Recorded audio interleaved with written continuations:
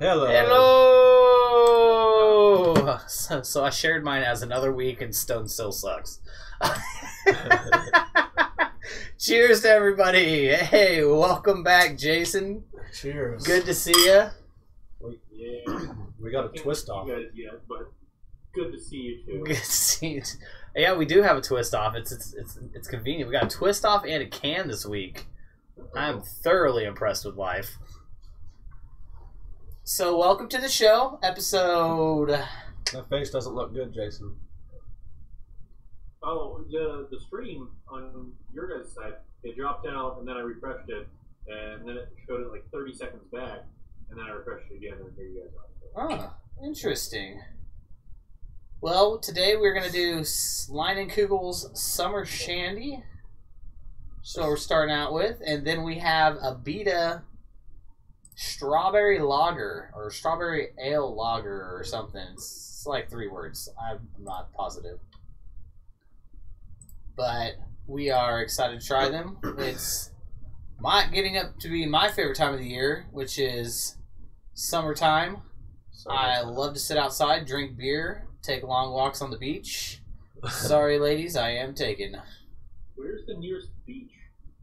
Well, technically it's Canopolis, or if you want to call, I mean, there's not really a beach at Wilson. Yeah, Wilson, Maybe. Canopolis is before Wilson, is though. close around. Yeah. Strawberry, Nate. What up, Gene? What's up, Gene? Welcome to the show. And strawberry, yes, Gene. I'm excited for that one. However, we've got to get through the Summer Shandy first. Get through it.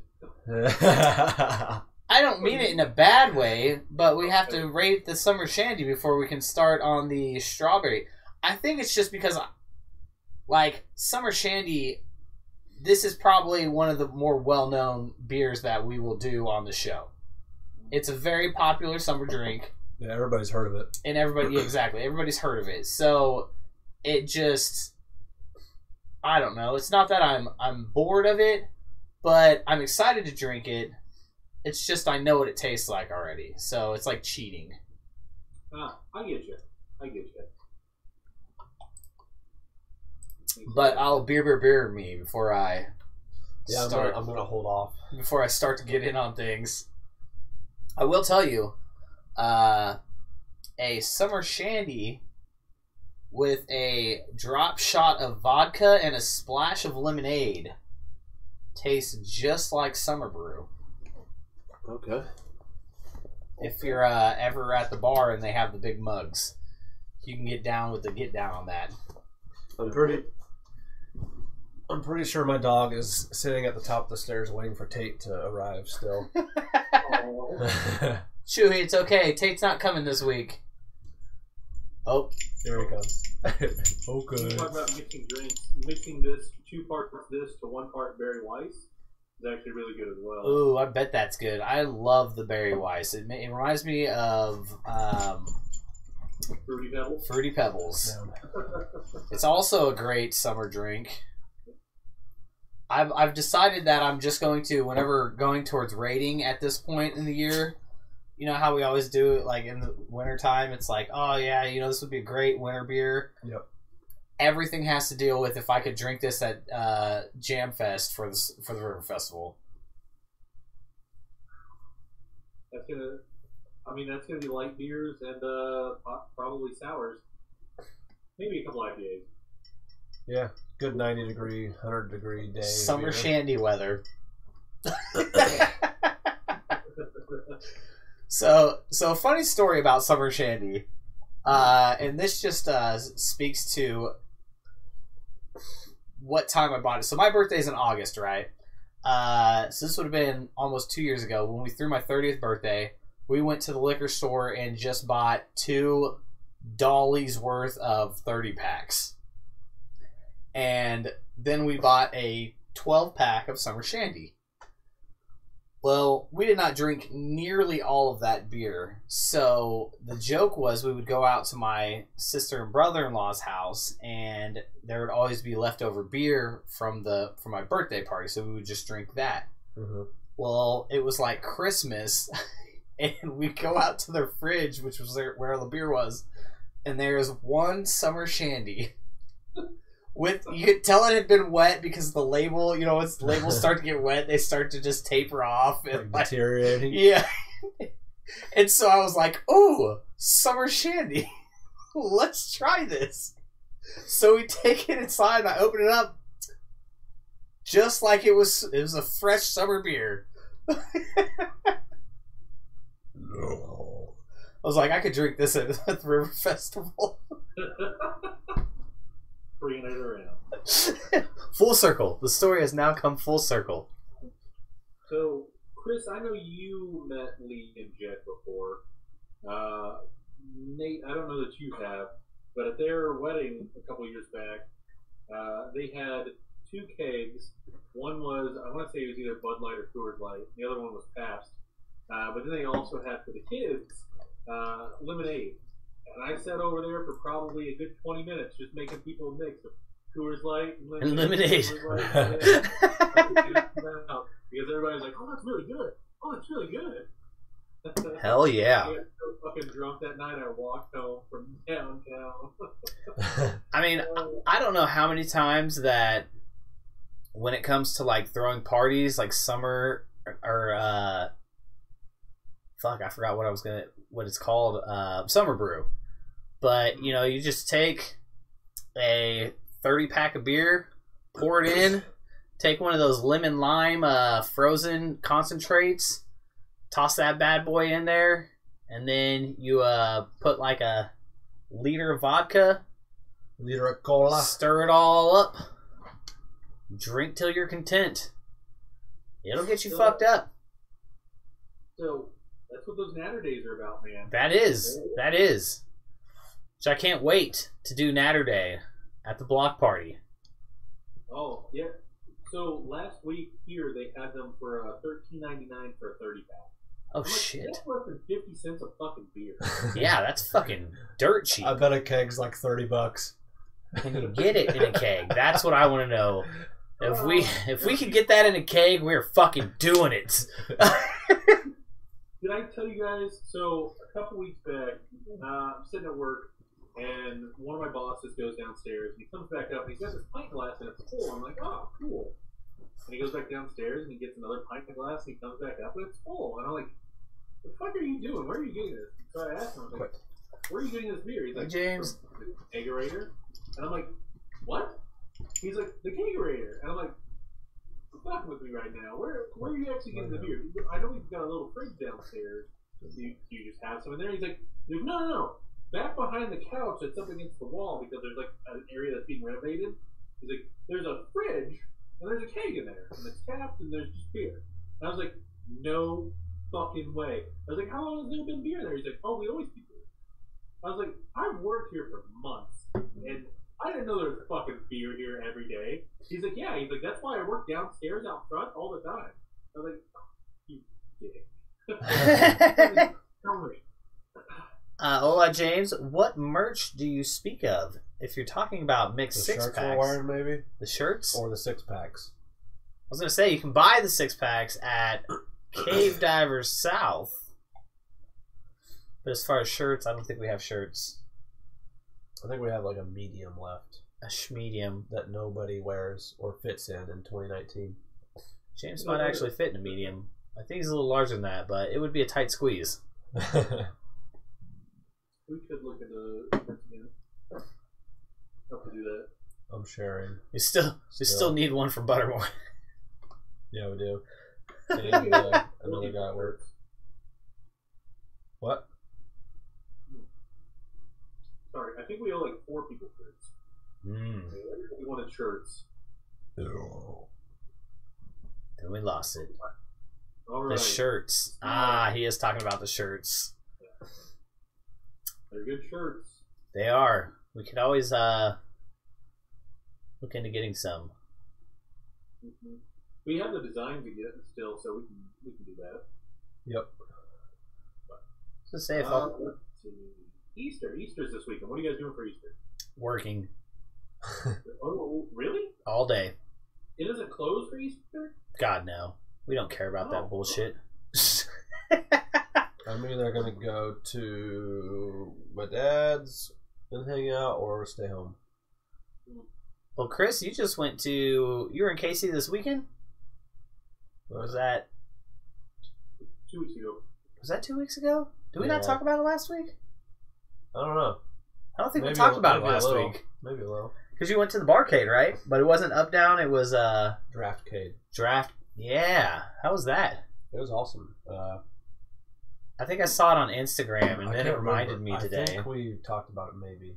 Okay. Because it seems like what I'm about to say I already said maybe.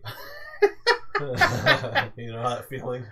I do, all too well. It's like every day of my life. It was like $7 to play all the games you want. They had Pop-A-Shot, pinballs, the old arcades, and then like probably 50 beers on tap, if not more. Oh damn! And all craft and shit. And where's that at? Right next to the Improv at Zona Lusa or some shit like that. Huh. It's kind of like Legends, but a different little shopping area. Okay. Luna, I don't know what the fuck it was. Luna Bella. Improv. I know what I'll be doing in a couple weeks. Going there? Yeah. Well, this weekend is Easter. Next weekend, from Friday until Sunday, I have to work 10-hour days getting a network moved and set up. So I'm going to be putting in 30 hours in 3 days. Ooh, damn. Yeah, getting fun. Not really. It's going to suck. But then after that, I shouldn't have any real big projects for a minute. I'll have some lengthy projects, but nothing that has a rush to it. Oh, good. Yeah, I don't remember what the fuck it's called. It's Luna Rosa or Zona Rosa. That's like the area. Huh. Never heard of it. And the comedy club's fucking cool. You like sit down and you're at tables with random people, whoever you're next to in line, they seat you with, and then Zona Rosa. Deja vu. But yeah, it's you're real close to the stage of the comedy guy or whatever, the comedian, no matter where you're sitting. So like, there's not a bad seat in the house. Guys, these are going down way too smooth. Way too smooth. Yeah. Beer. Sure. We got 2 minutes till review. I'll put the thing up. 2 minutes till review time. So for those of you who weren't here pre-beer or pre-show, that's everybody. We decided to go out of our way and since we've been on this, you can't see it. But since you can't see the can, since 420 is coming up, they've come out with a bunch of 420 beers. You've seen us try some of them on the show within the past few weeks.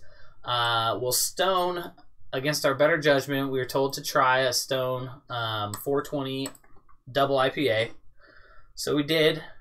And unfortunately, it's still shit beer. Yep. It just tasted like they took the Tropic of Thunder and made it a double IPA. Yep. Yeah. Yes. It's just a dry... It is super dry. I think you said it best when you said you had a pine... What was it? A pine? Like I'm chewing on an evergreen tree. Chewing on an evergreen tree. There you go. Little fucking air fresheners that you put in your Yeah. Hey, you might as well just take a fucking pine cone, shove it in your mouth, and start chewing on it. Is that a green pine cone, not a fucking dry-ass brown one. Not a dry-ass brown one. Yes, James, Summer Shandy is delicious. I am enjoying this one without divulging too much. I became a fan of a lot of IPAs, but those do not do it. Just can't get on it. It's like 9.4%. Oh yeah. So there's bang for your buck, but even that's not enticing to me. But the buck was like $15. Oh yeah, fuck. No. I almost bought a pecan pie IPA this past week, but I was like, it might be shit. And it was like $11 for a 4-pack. Which one? Who was it? I can't recall. I think we saw something like that, and I almost bought one. I was like, oh no, that was the Sour Winch. Yeah. It was the 4-pack. I was like, fuck this. Ballast Point. Right. James, you can actually try those beers. There's not actually any weed in them, so you can try it, and you will not fail a drug test because of them. Yeah, there's no weed in them. I forget what it's called that they use that has. Hemp. Yeah, it's essentially hemp that they use, but it's some, I can't remember. Terpenes. Yeah, terpenes, which is what they brew it with, which has the similar flavor of it. But like, if aroma had synonyms, terpenes would be to weed. Yeah. Which this one was actually interesting because we were expecting that, you know, aroma, because we've done the sweet waters, and it just nothing. I mean, I don't know what's 420 about this beer, since, you know, 420 is supposed to be all about weed. Yeah, it's just marketing. Like, people are gonna go, "Oh yeah, the dank side," and then it tastes like shit. Yeah, and it literally says enjoy by 42019 IPA, because that's what it's called. But I hope it meant that he can't drink it at his job. Not like they're going to test him for drugs. Like, I want to get fucking hammered now. And they won't. So Jason, this was your pick. Start us off, big fella. All right, so I chose this before I found a different liquor store, which should hopefully match Cave Diver South selection. I was like, hey, you know what? No matter what, they're going to have this. And we haven't done this on the show, but we've referenced it a few times. So I was like, you know what? We should jump in here and do a review on this because, well, one, I like the beer. Just beer in general from Lion Kugel. They actually had the beer that started me drinking beers, which was their Harvest Patch Shandy. I love it. My favorite beer ever. I don't even know if they make it anymore. But I also knew that the weather was getting warmer. This is going to be the perfect opportunity for this. And if somebody hasn't tried this, we're going to be able to give a decent description in order to say, hey, look, it's going to get warm. This is the beer you need to try. You need to get out and do it. I love this beer. It's not a perfect beer. Don't get me wrong. It's got a good lemon hint to it. It's not overly sweet. It does have some beer flavor to it, but it is a very mild beer, which I actually really like the beer flavor to this. Sometimes it's actually just the beer notes that I crave more than it is the lemon to it, just because it does have such a pleasing taste. It's not bad at all. It's very light. It's an extremely light beer. Actually, both you guys are drinking out of bottles. This is unusual. So this is weird. I know. So, but for this, I mean, it's really, like I gotta get the glasses. It's always available. It's got a good aroma. It's got great lemon flavor. So if you like lemon, it's not too sweet, and it has good beer flavors to it. This is an 8.5. If it's a really hot day, it's a 9 for me. I mean, I would never turn this down ever. Oh yeah. You could never offer this to me and me be like, nah. Hello, Corey. So, obviously, you know, we've spoken about Lion Kugel Summer Shandy before this. We've, you know, in the car, we've had talks about it. And this is my every year go-to beer for the Jam Fest or River Festival. Like, I am a huge Summer Shandy fan. What's up, Corey? I don't necessarily go out of my way to drink it a lot of times during the summer, but if I ever want a summer beer, this is the go-to. Everything that you said, it has the nice subtle lemon flavor. It's like I don't want to say light lemonade, just because like light lemonade sounds like it's a weird like Diet Coke almost. But it's very much a lemonade-ish type of flavor. And I absolutely love it. This beer is great when you're mowing the lawn, if you're out in the hot. Faint lemon. Oh yeah, it's very subtle lemon flavor. But there's absolutely nothing bad about this beer. And that's probably my favorite thing about this. Earlier I was talking about how if you take this and if you're at the bar, if they will. You did get it to work. Yeah, bro. Brewed with the taste of summer. But this with a splash of lemonade and a shot of vodka is essentially summer brew. And I could honestly drink this anytime during the summer. It's a great beer. Like I said, there's nothing bad about it. There's nothing absolutely great about it, other than it is very refreshing when it is hot, and that's the best part. I think that's partially with the lemon in there, but I would definitely give it an 8.5. A 9 also if I'm out mowing the lawn. What up, Gage? This is the drink in the pool beer. Yes, very much. And they sell it in cans, which makes it even better because, sometimes people are very about bottles and being able to, have those out, like, just because they always are afraid that glass breaks or, God forbid, somebody uses it as a weapon. So they have made this in cans, which makes it even more accessible, and you can take it anywhere that you want, which is awesome. Yep. 24-ounce tall boys, too. 24-ounce tall boys. Jason's like, I've had them. Hola, Chandler. Thanks for liking, bro. All right, Chris, it's your turn. So, I can't exactly say what's wrong with this beer, but I wouldn't go out of my way and buy it by any means. If I'm going to buy like a summer drink, it's going to be the Porch Rocker by Sam Adams. That's just my go-to when it comes to the Shandy type or the lemon hot weather beer. This isn't bad. I think it's actually the first time I've had it, if I haven't just like had one at Jason's house sometime, but by then I'm probably already drunk and out of my own beer. It's refreshing. I want more from it. Every drink I take, I'm like, where's the flavor? But it is light in a good way. Like, it doesn't feel heavy on the stomach. You could drink probably 20 of them and not be full. It's not overly sweet, so if you don't have a sweet tooth, you'll be fine. I'm gonna give it a 6.5. It's a good beer. It's not extraordinary. I won't buy it, so that's why it's getting a little bit lower of a rating. But yeah, you can't go wrong with it, really. Sweetwater 420, Angela. James said, crisp and cool to the taste. Chandler said, what's up? And Angela, are you referring to the G13 IPA that we tried on the show?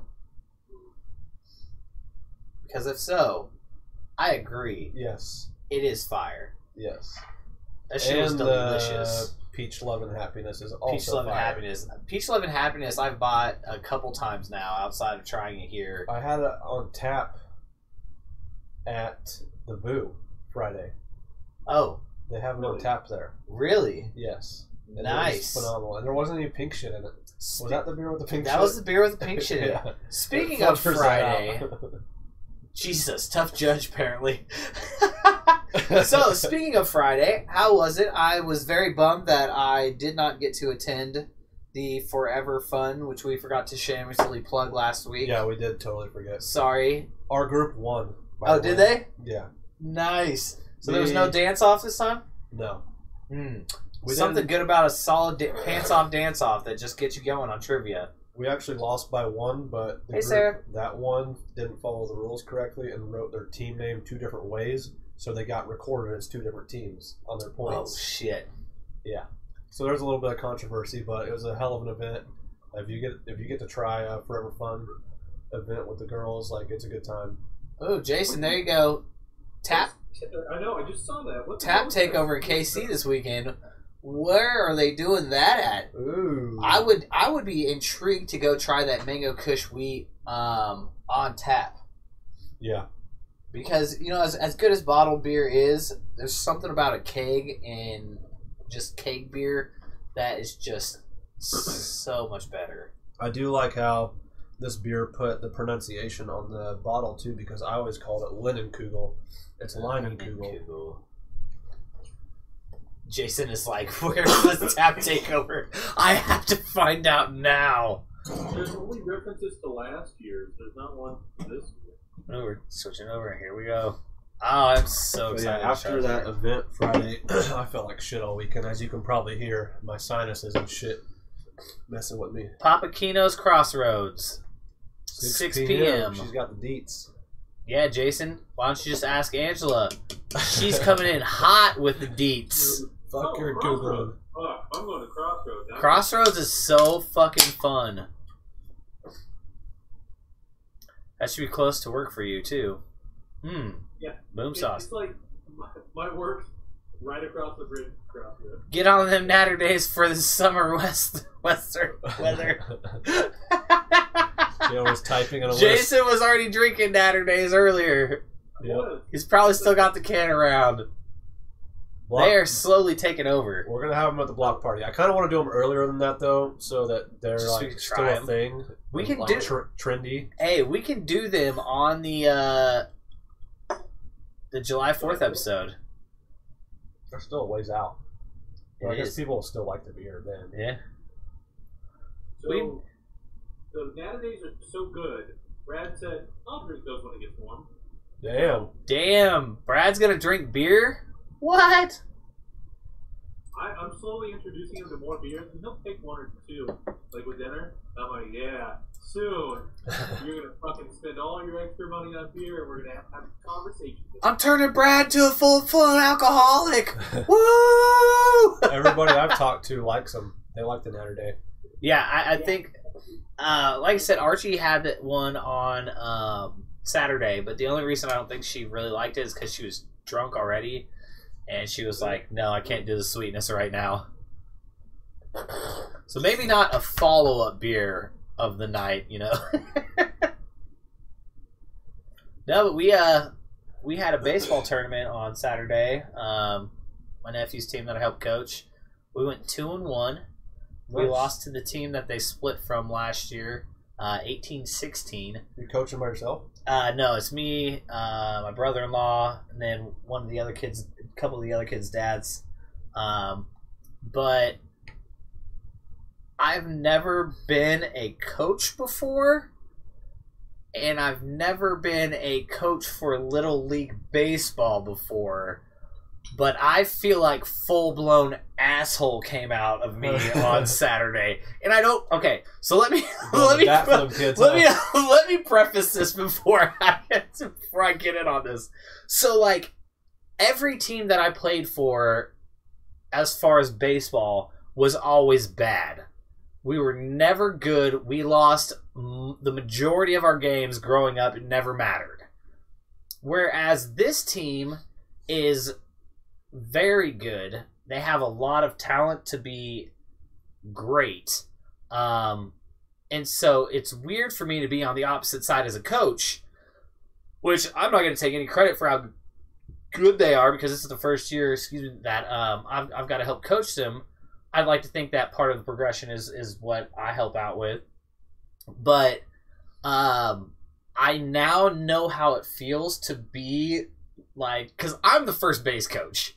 Like, and, you know, if they're lollygagging and they're not getting that ball back after ball 4, you know, to the pitcher, I'm fucking sending that kid. Get your ass to second! Go! So, like, I mean, obviously I want to say get your ass there, but, like, I'm, like, the hype coach. Yeah. So, like, I'm the most excited one. Like, we had a kid get walked, and he had an in-the-park home run. And, like, I am stoked, like, hopping around. We're on the first base side. I'm, like, getting up there. Yes! Yeah! Like, I'm the overbearing hype coach. The kids are like, yeah. They're like, wow, he's way more excited about this than I am. We're going to the ship. We're fucking winning this ship. We beat a team, like, 18-2. And it was like, at what point do you let off the horses? And you're just like, you don't, because after 3 innings, you have to be up so many points, so many runs to end the game. So, like, what's up, Haley? You have to go. My cousin. So, yes, I'm bad. Like, I'm not unruly or anything like that, but I just get overly excited and I'm very aggressive on the bases. So it's just like, all right, here we go. But it was fun. It was definitely fun. Yeah, this one does not have any alcohol in it at all. The next one. So, you telling your baseball stories. Chris, I think you heard stories from when I played baseball. Nathan, I don't think you have. I don't know if I did or not. So, in high school, I played baseball my freshman and sophomore years. And what made me stop playing all happened in the same one year. during tryouts in my sophomore year, a kid who you could tell he rarely played baseball ever. He's out and he goes to catch a fly ball. Keep in mind he's right-handed. Normally you're gonna catch that with your left hand. He goes to catch it with his right hand. Fucking hits him right in the fingernails. Busts every fingernail off his hand. Oh. Like it was just a terrible mess. And then the thing that actually made me quit, and I was like, nope, fucking, I'm done here. Totally done. We had this huge dude on our team. He was a junior that year, but huge dude. And his name was, we called him Chewy just because he was super giant and hairy.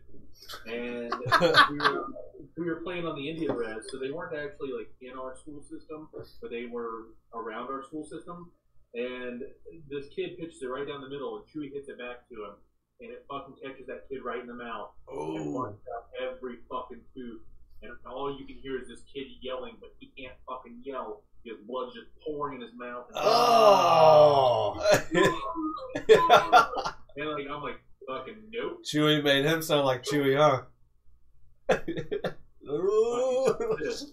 Oh.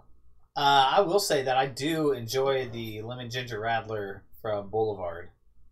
Their apple rattler? The apple rattler, man. The apple rattler was fucking delicious. It's like straight apple juice. Yep. Yeah, no, I watched a kid get hit in the stomach one time, but that's about it when it comes to... So, last year during softball, a guy broke his fucking leg sliding into second base. I broke my ankle when I played. That's what... I said, fuck it, I'm done. Fuck that. I was trying to stop. I didn't even slide. Ooh. Not actual THC in it. Terpenes only. Yep. We had a guy in whenever I played my freshman year. He slid and his foot got caught under the base with a nice little, I guess it's a hole that's more of a divot. And he got caught there and he was sliding full force and it just snapped. And that was beautiful to see. Angela, are you in KC? And would you like to be on the show sometime? What the fuck? I mean, Why not? She knows beer. She knows beer. So those webcam people in, get them on the couch, whatever. So I will say, with my ever-ending quest to, which by the way, follow us on Twitter at Brews BS. Shameless plug. I'm trying to grow we don't plug near enough. Grow our Twitter. We have 10 followers. What up, Johnny? Cheers, buddy. Cheers. But yes, definitely go follow us on Twitter. I'm trying to grow that. And sure, why not? I can talk a decent beer game. Cool. Go Nate. Wilkware. Hey, Wilkware 2019. We're gonna make it happen. It's the latest that happens. I don't know. But with Twitter, my biggest thing has been following more people, and it's crazy because I've just been following random ass breweries, and my God, there are some fucking wild ass beers out there that, and I've known that they are, yeah, but like you don't get a greater understanding of it until you actually like breweries every day. Like you could just scroll through and just see like 30 different crazy ass looking beers that they've come up with out of nowhere, and you're like, holy shit, I want to try these. Where do I gotta go to? Oh, they're only there? Fuck. But I want to try all of the beers. You can't always try all the beers. Oh, he's back.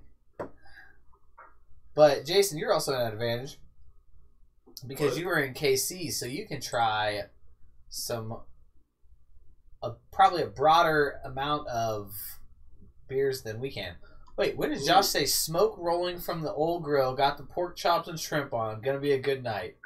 Parking lot pork chops. Parking lot pork chops, boys and girls. We're gonna have ourselves some parking lot pork chops. So you mentioned that there is a brewery in Lenexa, Limitless Brewery. They have an amazing strawberry saison. It is fucking top notch. Nice. There's a brewery down in the Crossroads, which has a strawberry English pub ale. Delightful. So, I don't remember what it's called. Next time you go to Lawrence, I don't know how often you go to Lawrence, but next time you go, you should go try 23rd Street Brewery. And if you haven't had the raspberry wheat, I would say I've had that. It's fucking delicious. My wife drank it. It was so good. Blue Sky here tried to do a raspberry wheat, but the wheat part came out a little too strong. So it was a real full flavor raspberry to kick off, which is great. Raspberry in a beer is an actual really good flavor. Mm-hmm.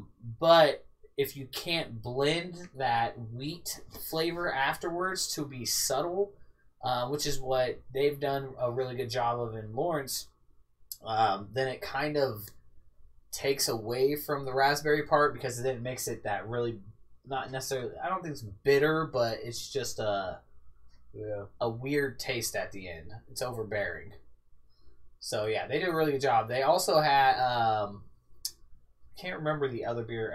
They only have it during the Final Four, but it's a Fog Allen. It's a red, I believe, and it's fucking delicious. They do a double fog. It's very red. Yeah, a double fog during the NCAA tournament, and not only is it delicious, but you will get fucked up off of it. I know from experience. Also, once or twice. Central Standard Brewing in Wichita, if you haven't been there yet or had their sours, I haven't met a brewery that does better sours yet. I'm going on Thursday.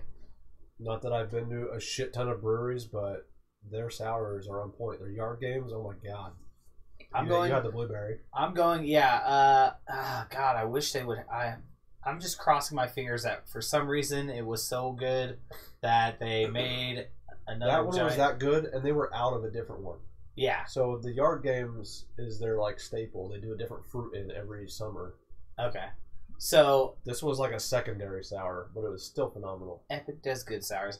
Well, I'm just hoping that whatever their sour is, that it's just as good as that one because I'm looking to buy some for just that night.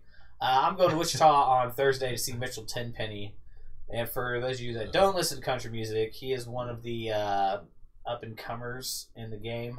He actually played live there last year. Is that a stage name or is that his last name? His last name is actual Tenpenny. Okay. Mitchell Tenpenny. But if you don't know, his song is Drunk Me. But it's a free show at Club Rodeo. So we went and saw him last year, and there's 30 people there. I guarantee there's more than 30 people there this year. Just because he's gotten bigger, but it's gonna be a fucking blast. We're getting the whole family together, and we're gonna have a nice time with it. So I'm excited for that. What are you doing this weekend, Jason? I don't know if I'm going down to Salina yet, or if Sarah and Lily are coming up here. If you come to Salina, we need to go out. That might happen. Last week, my check engine soon light came on, and I was like, oh, fuck, alright, I'm not going to be able to do anything. And then I put more coolant in my car, and no problems at all. So, as long as that continues throughout the week, I'll probably end up heading down there. Just because I haven't been back there in a while. Yeah. Probably should. But if not, then they'll come up here, and you've got other plans planned because Brad's going to stay here. And plan and a backup plan. So cool. I think, well, I know Friday morning I'm driving to Colorado Springs to do Win or Die with Corey again at a 420 event. It's like a whole weekend. 6 hours of driving. Yeah, 6 hours of driving for a Brad's 1 minute verse. If that ain't dedication, I don't know what the fuck is. Fucking nuts. What the fuck? Root beer glazed wings. I figure I can. I mean, it's actually 12 hours of driving on the way back too. But I figure I can maybe network a little and have a little bit of fun out of town. But then I'm driving to Wichita Saturday morning to meet my mom and my wife in Wichita for their Nationals bowling. Oh fuck! And then we'll drive back Sunday. You're gonna be all over.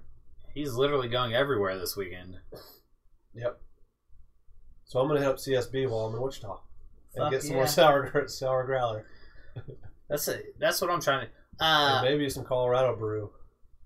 Yes. Get through. Yeah, I'm not bringing shit back. Fuck that. Too risky. Not worth it. It's just weed. We did talk last week about they have a brewery there that is an old schoolhouse. That's really fucking cool. Let's try it. It's a brewery on one side, and then Springs? in Colorado Springs. It's a brewery on one side, and the other side is a distillery where they make whiskey. Mm. So, and Archie went there, and she said, I can't remember what beer it was, but she was like, it was the best fucking, it might have been a sour there. She was like, the best fucking sour I've ever had in my life. Huh. Like, all right, well, I'll tell Chris so that he knows. Yo, look it up. Because he'll be there. I don't know how long he'll be there, but leave early, and that way I have time before the show to go check shit out. yeah. I've got another baseball tournament this weekend. I'm actually off for Saturday, so I can enjoy it instead of rushing straight to work after one game. But it should be fun. You know, then you got Easter Sunday, which is going to be... It's Easter Sunday. I don't have kids. I don't care about eggs. So, I don't know. Scrooge McDuck. Borders and Crossroads does an excellent sour IPA. Okay. Ooh, sour IPAs. First one that comes to mind is Effin' Ned. Yep. It's effing amazing. I almost bought a 6-pack of that tonight just to have. That's a good beer. I'll probably get it on Thursday. That's my biggest issue when I go to Wichita, though, is I spend entirely too much money on random beer from the same liquor store every single time.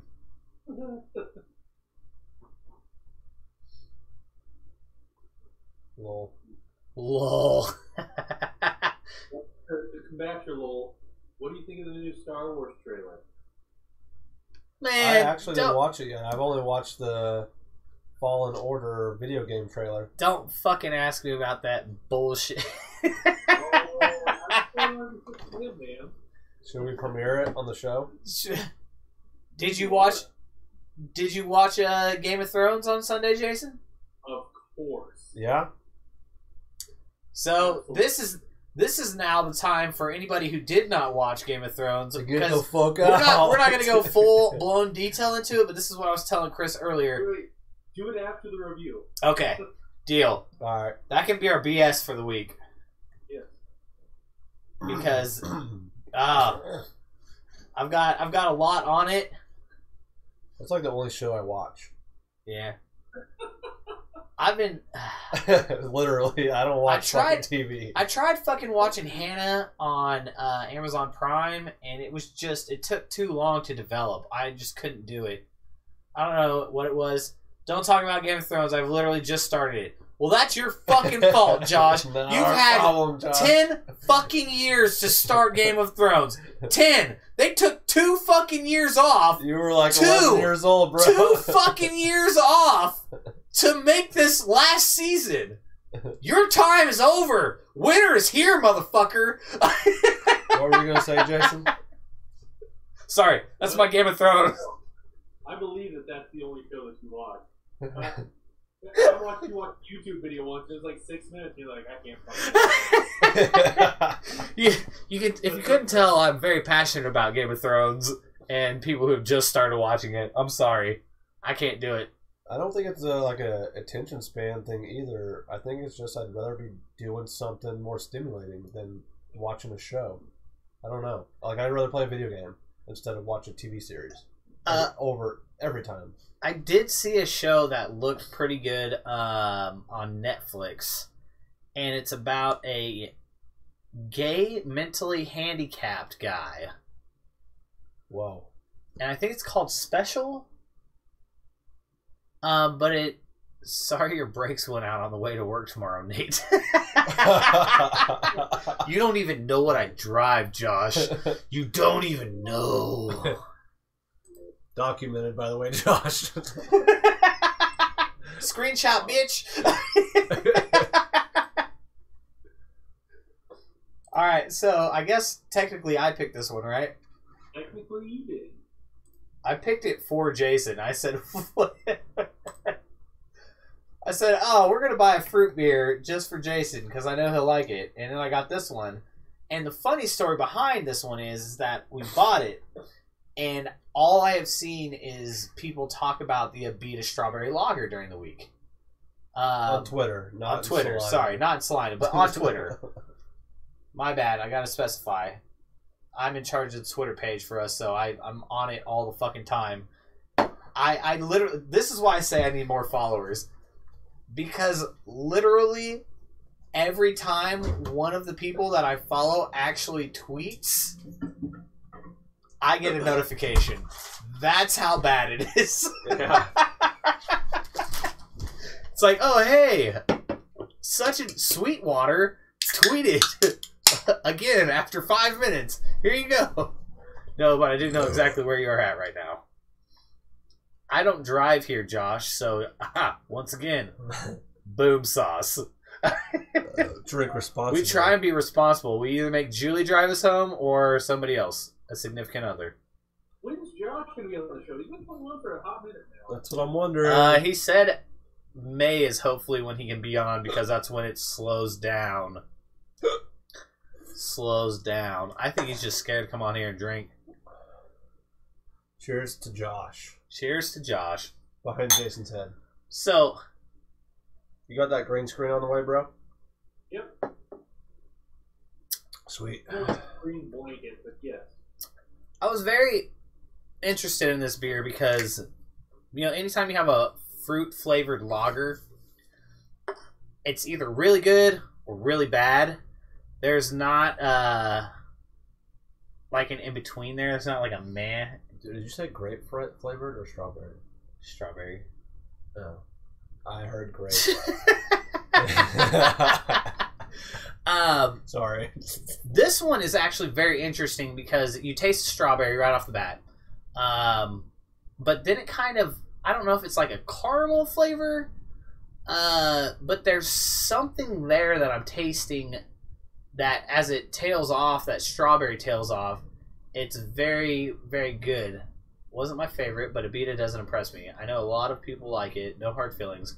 Right on with the fruit flavor. Either good or bad. But yeah, there's like a caramel aftertaste or something like that, which I really like. It makes me think of what are like almost like caramel apples, but if there were caramel strawberries.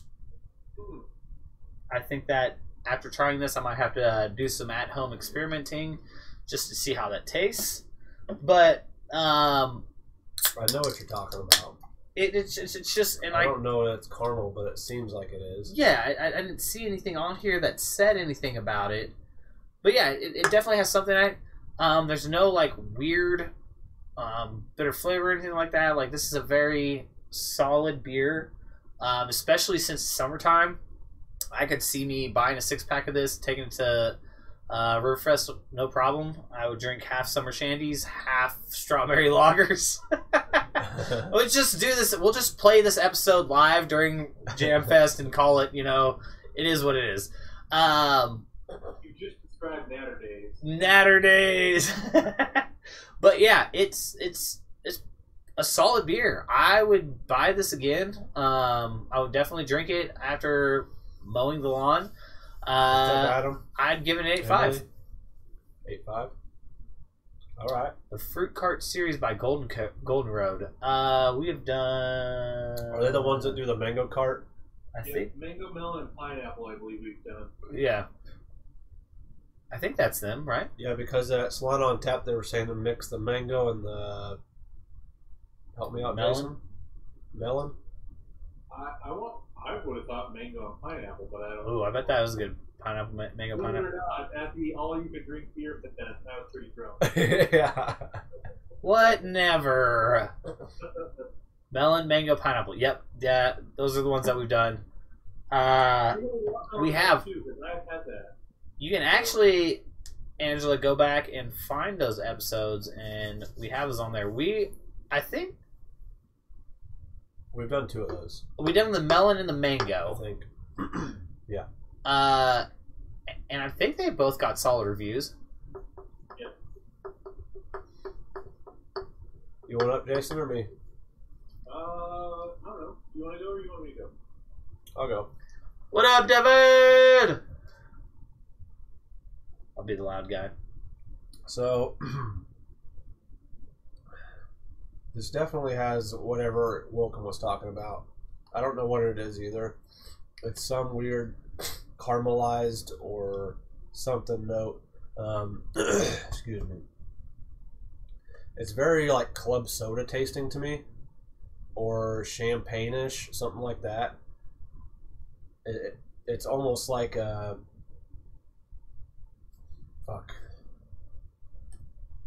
like a strawberry limeade from Sonic mixed with club soda. It is vanilla. Or yeah, it could be vanilla. Be vanilla. Sounds super sweet. It's a pretty sweet beer. I don't get a ton of like lager flavor or like crispiness from it. It is crispy. I think it's more club soda crispy than like a Budweiser lager type taste, but Like a McDonald's Sprite. it does have some sweetness to it. It's a lot more full flavored than the Summer Shandy was. It's not a very light beer, even though it's lighter on the beer spectrum, I guess. The Summer Shandy is just a lot lighter to me flavor wise. This one gets a 7. I'd maybe buy it again, but I think I like the lime one better. And we had that probably about a year ago. I still think I want that lime beer over this one. I don't remember what the fuck I rated it, but this is a good beer. They're both 4.2%. Yeah. So they're not gonna rock your socks off like Pretty the expensive for the ABV. Yeah, it's not like the 9.4 that we drank to start the day off with, but also much better flavor than that one. Yeah. Jason, It's a little dry too. So I really like this. It wasn't until you said caramel that I started actually getting any sort of a caramel flavor. I actually was equating this to like a strawberry cheesecake. That's like a creamy, Oh. I can see it. I can see that. like a malty creamy. I was like, oh, this is like a strawberry milkshake. Maybe this is where the like creamy notes come in. And then you said caramel. And I was like, okay, I can get that. So it's like a sugary and vanilla. Okay, that actually makes sense for both of those things. That's what I get out of it. I like a strawberry We literally cheesecake. just hit all of those. Yeah. But it's not. It's not. It doesn't have an overwhelming beer flavor. I mean, it's got me at a loss for words. Right. It's really good. It's got a heavy strawberry flavor, but not that strawberry sweetness. And you can tell that this isn't strawberry flavoring. This is actually strawberry, like a strawberry puree. Like it's just got that good strawberry flavor rather than like that fake overly. It's a fresh strawberry flavor. Yeah. The malt for the beer. I actually think they did a really good job pairing this with a lager rather than an ale, where an ale already gets some spicy notes and it gets some malty notes and some grainy notes, where a lager generally doesn't because it's cold. I think that pairs really good with this. And then it gives it that little bit of sweetness to keep you going back, but I don't think that sweetness is strawberry sweetness. I think it actually might be vanilla, like you were saying. So it's actually an easy drink. It's not overly sweet. It's got that flavor that kind of keeps you like, okay, and then it washes away really quick. So you're like, okay, I'll have another one. Kind of like when you eat salsa and you're like, do I have to use another one? Do I have to use another one? Yep. Do I have to use another one? It's got that as a drink though, where it's like, well, I could go for a little bit more of that. I could go for a little bit more of that. Do you think after 4-ish, you'd probably be like, it's a little much. Let's pump the brakes here. But it's really good. I think it's really good for summer. It is a little heavier. It is a little darker, but I don't think those things are going to hurt you. I think this would be like the perfect. I'm going to have a dinner with friends, rather than I'm done mowing the lawn. With that said, it's like an 8 for me. I think there are times or situations where this would get more, but there are also probably times and situations where this would get less. But this is also another beer I'd never turn down. It is. They did a really good fruit flavored beer. Yeah. Yes. And it doesn't have. You mentioned like club soda or like sparkling water. It doesn't have that kind of carbonation to me. and it doesn't have sweetness like a soda or a limeade that you mentioned from Sonic would. It doesn't have that kind of thing. It's just kind of like nice beer. Not flat by any means, carbonated of course, but not overwhelmingly sweet, not super carbonated, not super heavy. It's nice and even. I mean, Tate's gonna be back next week. He'll love this beer. And my taste could be fucked up just like my voice and everything because I've been hacking shit up but that's what I get. And I think you're right on the whole when to drink this beer. I think it would be a good like dinner beer instead of let's get drunk type beer. This is like a dessert wine. Yeah. Yeah. I'll have the Abita strawberry.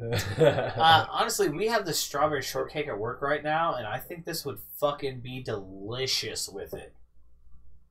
It would go damn good with some strawberry angel food cake, whatever. Yes. Probably the same shit. Yes. I mean, I could think of all kinds of strawberry desserts that would pair great with this.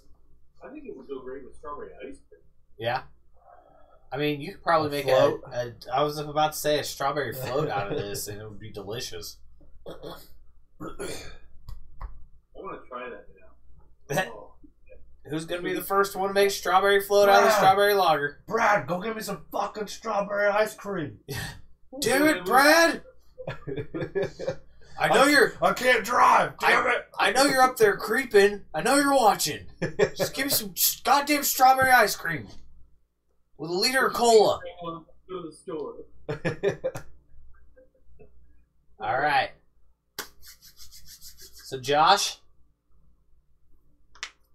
if you haven't watched it yet, this is your time.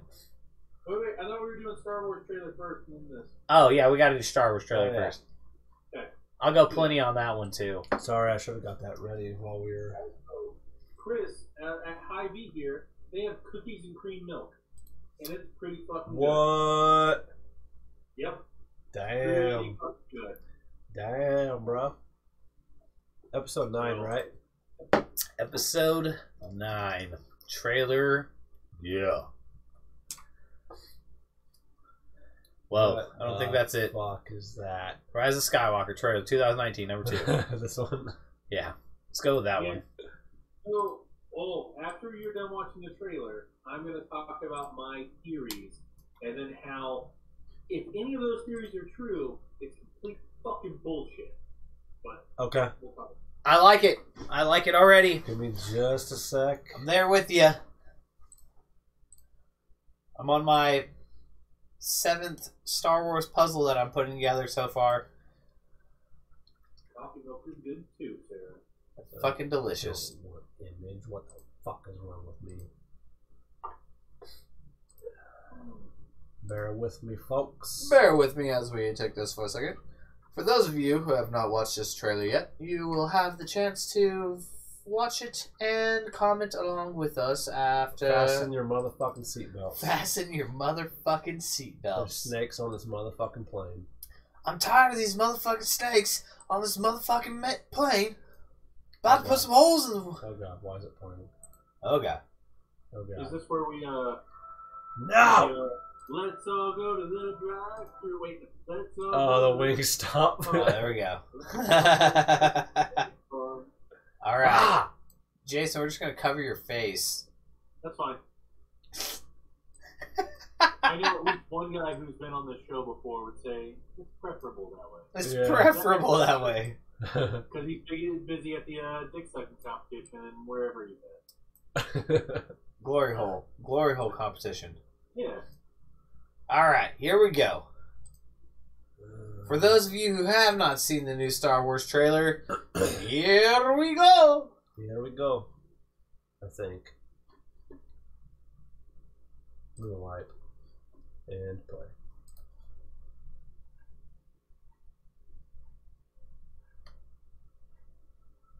That's heavy panting.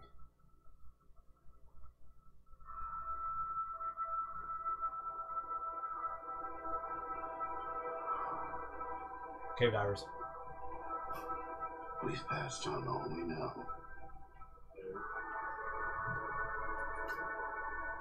constant generations live in you now.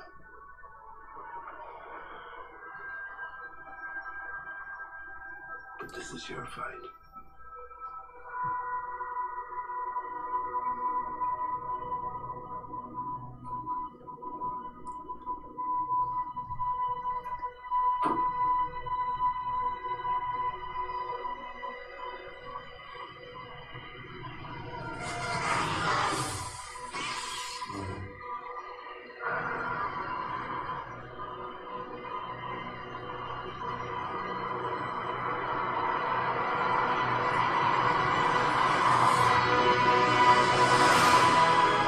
Like Vader one.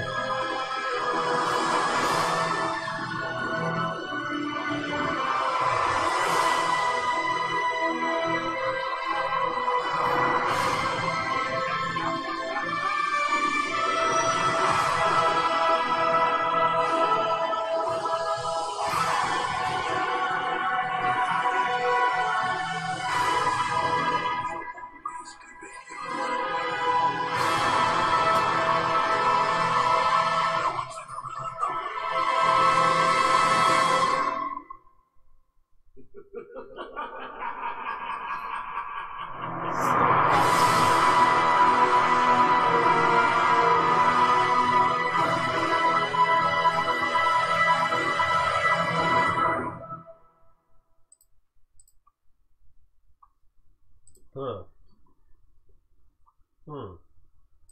I think the name in and of itself is very... I don't know the word that I want to use for this. But to say The Rise of Skywalker That means... didn't get me too hyped like I was hoping. There's been a lot of comments like that online lately. That, like, I was like, I don't give a shit anymore. I'm like, what the fuck did I just watch? Yeah. Yeah. Well, The Rise of Skywalker, as aforementioned, is very underwhelming because unless she is somehow now is actually a Skywalker, then makes no sense. Which, before what we've seen, doesn't show anything that necessarily ties her to it, other than It's been she talked Luke into training her. And used his lightsaber. Yes. yeah. So, who did Luke fuck? Because there is no other Skywalker, so it had to be Luke's.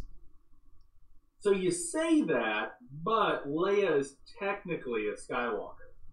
Right. Yeah, she is, but what does their kid's name go by? Well, you know, Kylo Ren. yes. But, I mean, he also didn't go by Skywalker. You know? So... But that could also be the Skywalker that rises. I mean, he's already pretty much risen, though. He's fucking killing motherfuckers left and right already. What do you got, Jason? I want to hear your... Alright, so one, Emperor Palpatine is laughing at the end. Yes, Yeah. that's exactly what I said. When I don't believe... He's not... He can't fucking still be alive. I don't believe that. he can't I mean, be. it's been for fucking ever.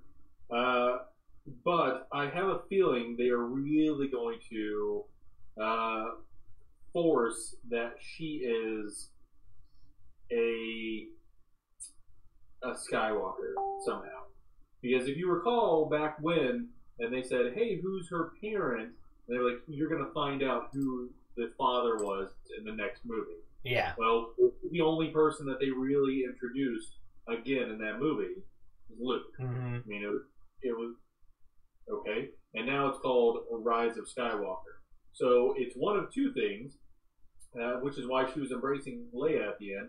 Either Leia's her long lost mother, which I don't see as happening, or they base this on the previous Star Wars canon, which is that at some point, since the Jedi Order was dismantled, Luke took a wife, which he did not have in the previous movie, so she at some point has left, and does birth Rey. And he didn't know, because why the fuck would you know? But she somehow finds out. And that's why they were embracing each other there as well.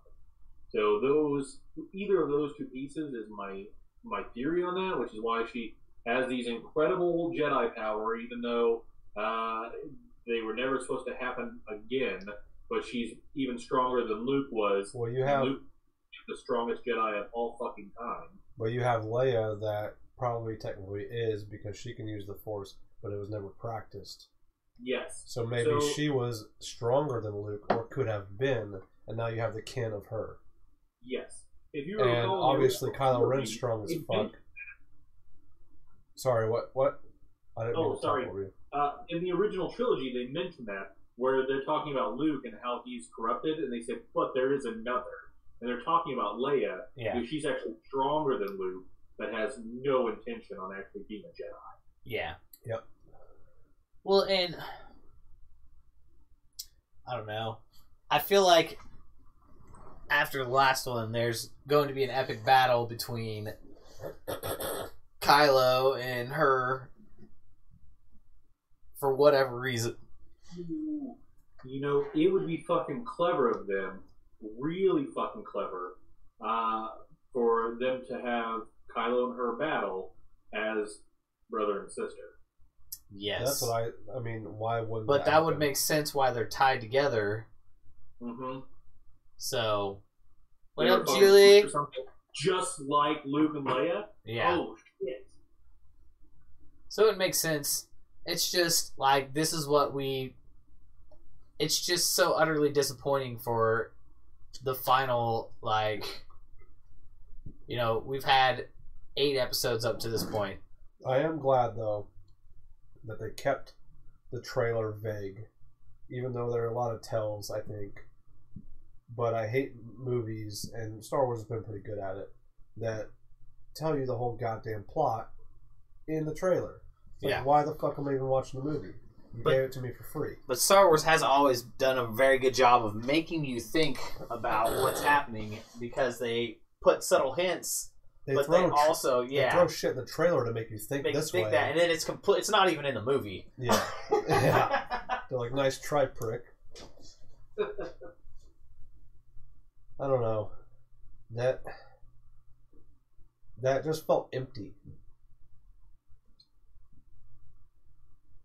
Yeah.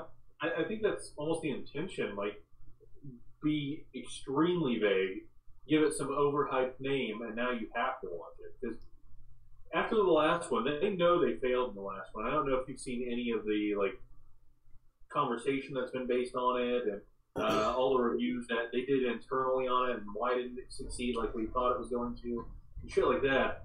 I think they're doing what they can to make this next one, since it is the last one in that series line, big again, even if it doesn't have the plot line that everybody wants. And I think this is maybe the way to do that is, hey, we're going to give it some huge title, and we're going to tease some really crazy shit, and now you have to watch it. Yeah. I did see a bunch of that backlash on, like, the female Asian actor from the last one, and that was, like, a bunch of bullshit. Like, if the fan base is so strong, like, why would you go at somebody that goddamn hard? Support the fucking series instead of, like, shaming the fuck out of an actress. To me, that's bullshit. Yeah. But at the same time, you have people that have been fans of this franchise for fucking their whole life. So they're very strong opinion about it. So they need to get this shit right, or like people may riot because Star Wars. That's the thing, is like, this is the last. I mean, yes, they're still gonna have, you know, Origins, but like, this is the last of everything that I've known growing up. Like, but you know, at the same time, everybody thought it was the end after the original trilogy too. Well, no, because everybody knew that at some point he was coming back and he was going to make 1, 2, and 3. But that's why he started at 4, 5, and 6 instead of going that. But he didn't have the technology to make what he wanted Yes. to do 1, 2, and 3 at the time. So he opened it up and put 4, 5, 6. But after he dies, people that are growing up to these movies and love the series could be our age later and when we're gone, maybe, and have that nostalgia effect, and they introduce a whole new goddamn plot in another era or time, you know? Like, they could keep doing this shit forever. It's just how they do it, right? But that's what I'm saying. They're going to continue to have origin stories. Yeah. Just because it's... They're still doing The Mandalorian, right? Yes, and they're doing a new Clone Wars series. That will be dope. They're doing a lot of stuff. But yeah, like that's the shittiest part about, and I mean, it's kind of, you know, I will compare this, like that trailer seems underwhelming, but for people who have looked forward to it for so long, like it's very hard. What up, Twitch? For you to just all of a sudden be like, oh hey, yeah, this is everything that I wanted and hoped for, and then it's very underwhelming. Like, we were about to talk about Game of Thrones. And, you know, we've waited 2 years for a fucking episode to come out. Yeah. Thanks for the like on the page, Zach. And with that 2 years that we waited, we got an hour and, 15 minutes of more connecting stuff? Yeah. And to hear that Rey might be evil, and she's actually not. Yeah. I mean, that was such a disappointing line. And the last one is, don't go down that hole, and then she does. And it's like, it didn't fucking matter. You're the chosen one. Like, nothing at all. Well, and you knew that there had to be a fight. You know, there's always the constant fight between Jedis of good and evil. And I mean, that's essentially what, you know, they've essentially built the entire Jedi mindset upon good and evil. Like, you're either a good Jedi or you're a bad Jedi. There's no in between. So it's not like you can channel those bad parts that pop up into turning them good. It's always been, you know, Yoda has been sitting there talking in your head, you know, do or do not. There is no try. Like, yeah. And so, like, you know, that whole entire... Literally, our entire lives we've been preached to about, you know, Return of the fucking Jedi. Pick that goddamn X-Wing up. You know, you have to be good. You cannot have bad thoughts. You cannot give in to the bad thoughts. There is no... If you do that, you're automatically bad. You know, that's what your dad did. You can't do that. That's what your dad did. He was a terrible person. And at the end... he turned out to not really be that shitty of a guy. All he wanted was to have his son and be able to spend time with him. Like, you lob off your arm because I just want to hang out. Yeah. Well, have you ever seen the cartoon, the anime, Clone Wars? I watched a season or so of it. Take a shot. But they essentially get into how they're more in depth on how the Force is actually the bad guys, and you know, like, yes, the Jedi are actually, you know, there are two factions, but you know, essentially the Knights of the Republic are the ones who are at fault because they are essentially the elitists who are, you know, we are the Jedis who are better than everybody else, and you can only train with us if you're the most perfect. They're essentially, you know, the fucking Nazis of the universe. Yeah.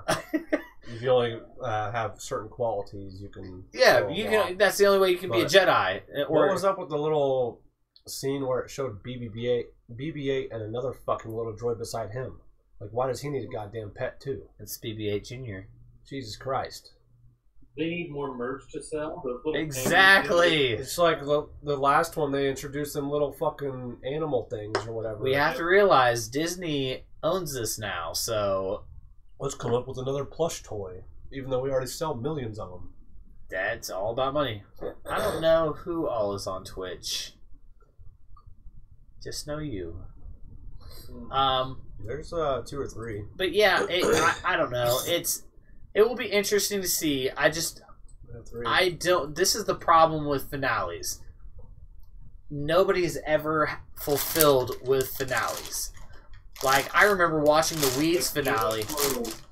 Yeah, I remember watching the Weeds finale, and it was like, wow, man, this was 9 billion years of my life that I wasted watching these episodes of Weeds. But Weeds just went on to goddamn long. It did. It was like, I fuck anybody for weed and then sell that weed. But instead of them going, all right, this show's getting a little out of hand. I will say the way that they finished it was perfect, though. You know, I didn't watch the end. But they were all sitting on the stairs together as a family, which had been through so much fucking bullshit. You know, and so many things had torn them apart, brought them back together, torn them apart. They all sat there, and it was like a moment where they're all just sitting there sharing a joint together, and that was it. You knew it was over. Like, that was the last episode. I like Death Note because it was like 2 seasons and done, and very quality episodes every episode. Mm-hmm. And it made you think. Well, it was witty, and it's like, why drag it out for 47 fucking seasons? Well, that's the thing, like, especially with things that have so many seasons on them. Like, every time we've had the finish of a Game of Thrones, we've been waiting for the next one because they finish it perfectly. They always do. And you're always left with a million things of why? What the fuck? Oh, Blue Eyes White Dragon! It's Yu-Gi-Oh! What's going on right now? Did you see the Reddit post where they were showing the How to Train Your Dragon 3 picture of the black dragon with Jon Snow cartoon on it, and then the white dragon with the girl on it, and they're flying together? It's like a real creative fucking Game of Thrones. But I mean, that's essentially what it is. Like, that's all you want. How to Train Your Dragon 3 did that like 6 months ago. With this one, it's so tough because it's like, if they don't nail... Because this isn't like it's a TV series. This is a movie that... It's like the biggest selling franchise of all fucking time. Yes, exactly. So if they fuck this up, not only are there going to be millions upon millions of pissed off fucking people... But it doesn't matter at the end of the day. Oh, no, it doesn't. They're still going to sell all their money. They make their But, check, I mean, do you want to end your fan base on that? And that's really the biggest thing. Like, Disney doesn't give a fuck about anybody. All they care about is the almighty dollar. I mean, at the end of the day, that's all they give a shit about. They stopped giving a care about quality, actual... What do you think about Game of Thrones episode, Jason? Ooh, alright. Are we doing this? Yeah. Do you want to go first on it, or do you want me to? Let him. He hasn't... Go ahead, Jason. Talked much. Alright. So, for Game of Thrones, I thought it was very slow-paced. I think all they tried to encapsulate in this last episode was basically a recap, so that you know what's actually happening and who these people are and who's still alive and who's not fucking alive. It's been 2 fucking years. So they went through all of that. They did go through some pieces where you're like, oh, okay, it built on a little bit, but I don't feel like anything was new or surprising about the season. Euron and Cersei, I do feel like something's going to happen there. I'm really hoping that, and this would be so fucking just, that she's knocked up with Jaime's baby. If Euron finds out, because he was like, I'm going to put a prince in you, and finds out that she's pregnant, but finds out it's not his, and fucking destroys her. Just brutally fucking murders her. I think that would be amazing. I do have a feeling that 2 things are going to happen this season just because of how the books have gone. Do I want to hear this? Maybe? I don't... Well, the books are like a season behind. Yeah, they're off the books. I mean, they're still using basis of the books, but they're mostly making it up themselves at this point. Because I've even avoided Reddit because they're like, oh, spoilers, recap episode, I'm like, I'll just stay away from it. It should be nothing that you haven't already thought. Okay. No, so there are a couple things that the Umber Boy, when he was pinned to the wall, was that the sign of the first men? Say what? Was that not the sign of the first men? Yes. So I don't know what that had to do. I think that's something big that I don't understand, which is awesome because it still leaves me asking a question. Would you think it's the key to the entire thing? Yeah. So I don't know if one of the theories that I keep hearing floated around, this is at work, is that the Night King might be a Targaryen. And he just is not willing to give up his rule. I was like, oh, okay, I kind of fucking like that theory. Yeah. Another thing that I think might happen is something that was, it was part of the prophecies. I don't know if you remember the prophecies, but when the fucking dude with the eye patch was talking about the Lord of Light, and he was talking about the prophecy for that, he said, the Lord of Light, in order to destroy all evil, at his most prized disciple, plunge his sword into the heart of his most beloved. Right. I feel like Jon is going to do that to Daenerys. I can see that. See, that's some shit I wouldn't have thought about. I feel like that's going to purge the White Walkers. And I think that would be kind of cool because they just built up this whole plot this last episode of, hey, she's a queen and you've been really rooting for her because she's trying to overtake and blah, blah, blah. But then you realize Jon's been doing this, but he's been trying to help his people, where she's been like, I want to be queen. Sure, I want to get rid of slavery, but I also want to be seen as queen. Where he's like, I don't give a fuck if I'm king, as long as everybody's protected. Yeah. Yes. And like, hey, bend the knee, I'm your queen. Why doesn't she respect me as queen? Where Jon's just like, I don't fucking care. I'll do whatever it takes. I'll fuck you and your dragons and whoever. Just, fucking save us. Yeah. And that was it made sense to who he was and how he was about it. I also feel like at some point, since they've already introduced it, those two will possibly marry, which would be okay in my book. I don't know how the fuck they're going to introduce Jon as a Targaryen. Because at this point, all the people who are involved in politics don't give a fuck. Nope. All the citizens never gave a fuck.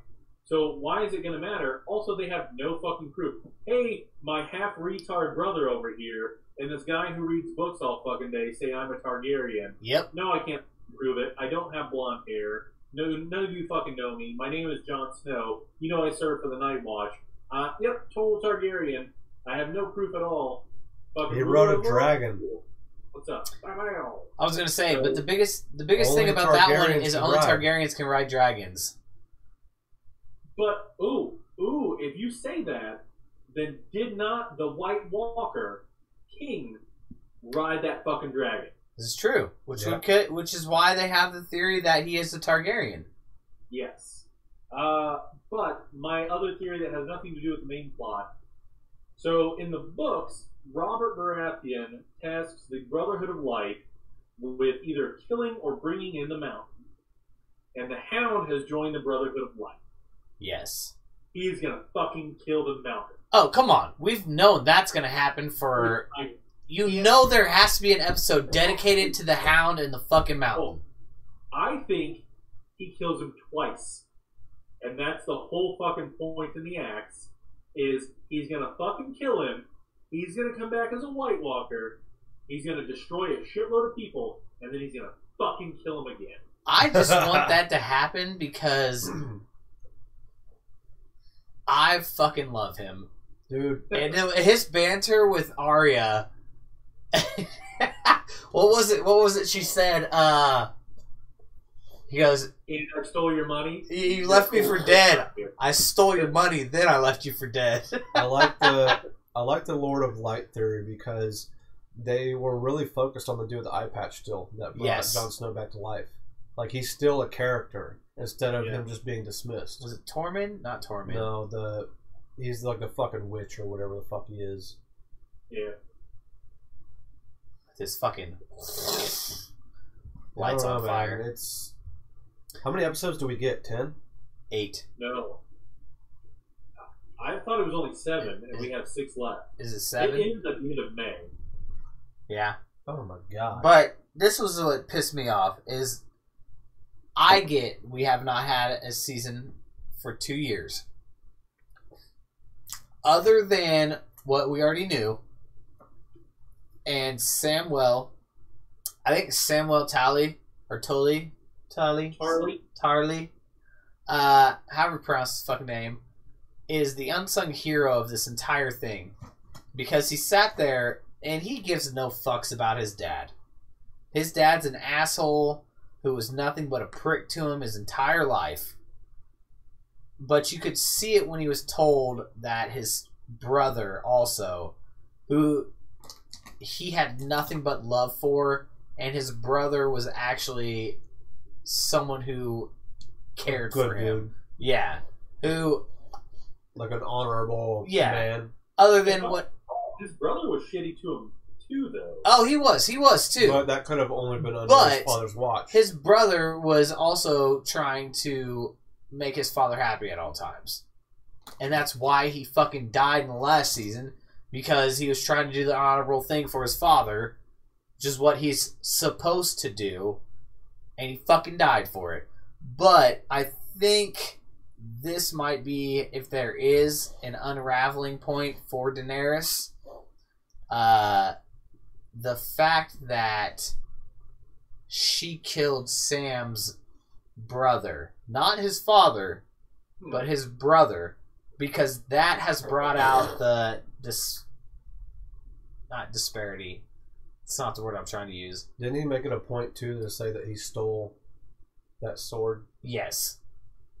Maybe because that was part of the treason of Maybe why he was Daenerys will forgiven. die to that sword.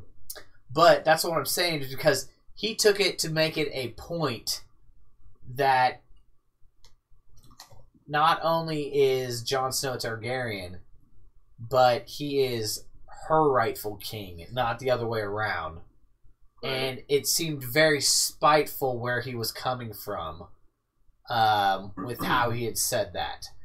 So it was, to me, it seems like a little bit of foreshadowing, because why would that happen in this episode of the most dullest episodes of Game of Thrones that we've had?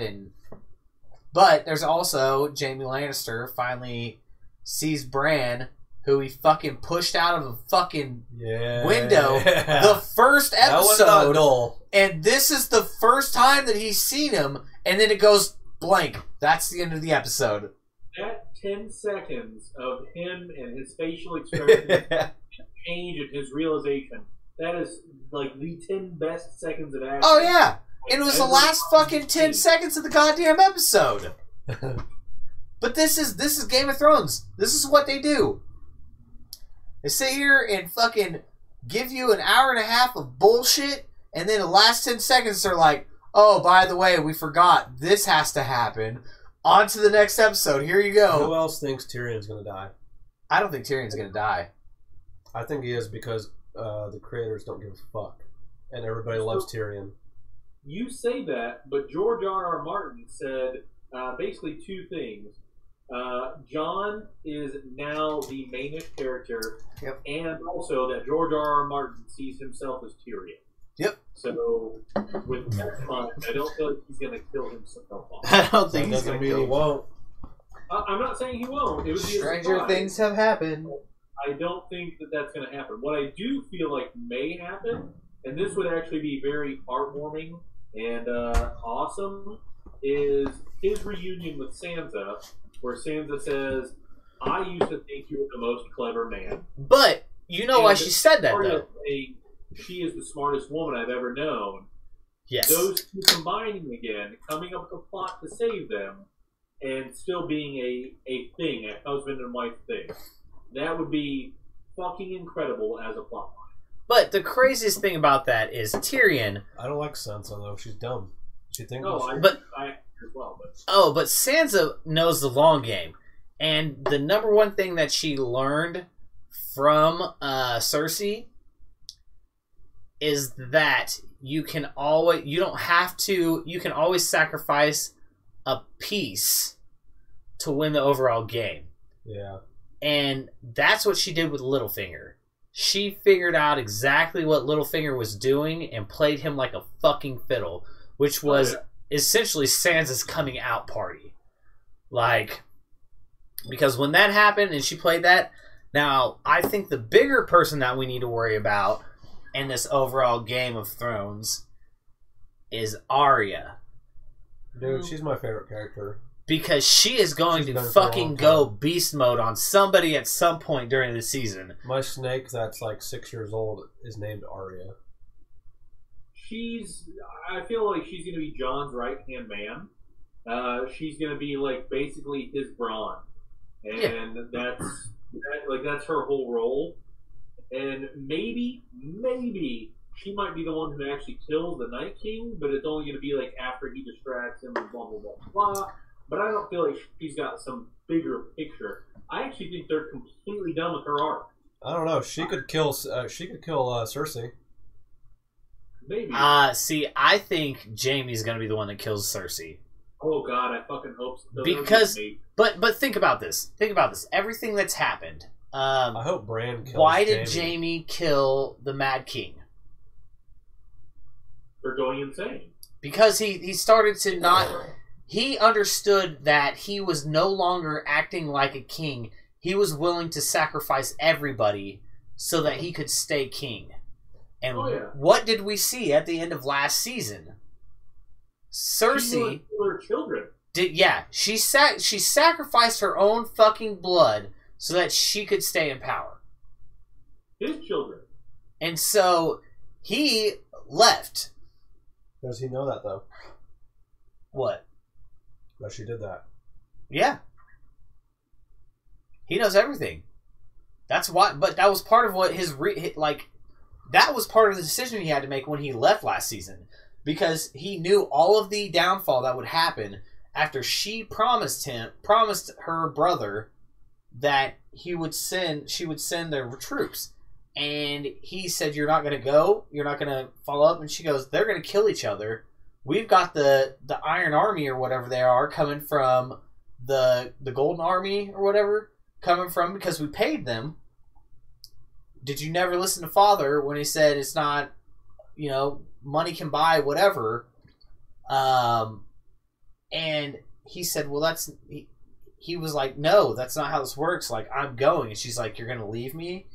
And he said, "Yeah," and fucking rode off. And that's what we saw at the very end. And it was like, Bran's right there. So, does Bronn, does he kill, or does he even try to kill Tyrion and Jaime? Or does he fucking take his money and go fucking team up? I think he's taking money and teaming up. I don't think he can do it. Smart guy. He's gonna have to play the winning side. I know he is he doesn't give a shit about anything. He's a gambler. But I also don't think that he... It's a tough one because I really like Bronn. And I don't want... Like, Bronn and then fucking... What's his name? The redhead wildling. Tormund. It's Tormund. That's Tormund. Okay. How is he still alive? I thought he was dead. I fucking love those two because they literally give no fucks. And whenever Tormund talks to Brienne, it's just like... Yeah. Get it, man! Get it! He's like, I'm gonna get with this girl. Like I'm gonna marry her eventually. Oh, dude, yeah. Like, she's sitting there looking at him like, why the fuck are you talking to me? He's like, you are the love of my life. I want to put a baby in you right now. I'm ugly. Yeah. She's like, stop looking at me like that. Girl. I don't deserve this. I like when he looks at her and then she looks at him and he's just like oh, My life is complete. Oh, yeah, but still shit. Oh. It cracks me up. No, but yeah, I just think that the overall, it was an underwhelming episode. Other than they finally told them that he is I liked it. a Targaryen. But I think they have a lot of shit to do in the following episodes, but I like the whole, alright, you know, people... bring us back in. Yeah. Let us know what happened. But, and I get that. But we were also, this is what I was saying to him earlier, we were promised movie-length episodes. All of these episodes were supposed to be 2-hour movies. Longest one's an hour and 20 minutes. Yeah, and that's fucking bullshit after they came out and said all that. Like, you couldn't find more stuff to throw into these episodes? Yeah. I mean, I agree, too, on this week's episode. They could have did half of that shit in, like, the start of the episode, like, previously on Game of Thrones, and then, alright, now in Game of Thrones, let's get caught up in where people are, and then here's the episode. Well, that's my biggest thing, is anybody who's actually watched this show took the time to get caught up, to know what the fuck was going on. I know a couple people that watched the entire series before this Before the season came out, yeah. in the last 2 weeks. Yeah. That is hard to fucking do. I watched the last season just because I know enough about the series and I've watched it enough times. It used to be like you'd watch every season or like before it happened. I watched last season before this season happened because I still remember everything that's happened. I've watched it enough times. I know what the fuck's going on. But this is what kills me about it is you did not have to tie all of that shit together at that point. We know what the fuck's about to happen. So, I don't know. I would have much rather had, I need all action. If you're only going to give us an hour and 20-minute episodes, and I've only got 7 of them, I need some fucking White Walkers getting fucking slayed. I need the Mountain and the Hound fucking brawling. I mean, as awesome as the series has been, I don't think they'll fuck it up. Oh, I don't think they will either, but I also am very skeptical on last seasons. There's just been too many last seasons that have been ruined to put my full faith in it. Yeah, I don't have that experience. It's just... I usually lose interest before the last season even hits. I think The Godfather did a great job of it. Yeah, I thought Weeds did good on the last episode. The last season was shitty. Like The Office, why the fuck did they end it when Michael The Scott Office, stopped? the last season was fucking garbage. I'm trying to... I restarted it all, and I'm trying to struggle through it right now, and it is tough. Wait, what? Hey, John. What is the I'm rewatching The Office, and every time I get to the last season, it's fucking hard. How's there a smiley within the link? That is interesting. Because of the slash and then colons. What else is there? There is Dexter. Dexter, the last season was and then the ending was like, what the fuck? They left it wide open for another season, and There's supposed to be a movie coming out. is there? Yeah. I just have no faith when it comes to ending seasons. It's Tormund and the Hound on set, singing on set. Tormund and the Hound singing on set. Yes. I drink way too much water today, which is good. What did you say, Jason? Oh, I said, I feel like in this they're going to do the same thing that Lost did, and they're not going to answer any of my fucking questions. Oh, God. And then they're just going to try to force a plot at the end. But that one, I mean, yeah, there were shorter episodes, but they did, to me, fuck that up like a couple of seasons before the last season. Mm. I don't remember how many there were, like 7 or so. I think I was done by like 5. I don't know. I worry about this just because it has been such a great show and there are such good characters that they're just now trying to end it, not because they can come up with a better plot line. Like, this could have possibly persisted for a while. Like our lifetime? Yeah. They've skipped a few huge plot lines that the book had, and they've just skipped right over those. And I don't know why or how that benefits them at all in this instance. So I don't know. And I'm hoping that it's because they came up with just a wonderful story and that's how they're going to end it. But I have a feeling the next 3 episodes are going to be fights and wars, and then it's going to be 1 episode of here's the twist, another episode of fighting and wars, 2 episodes of roundup.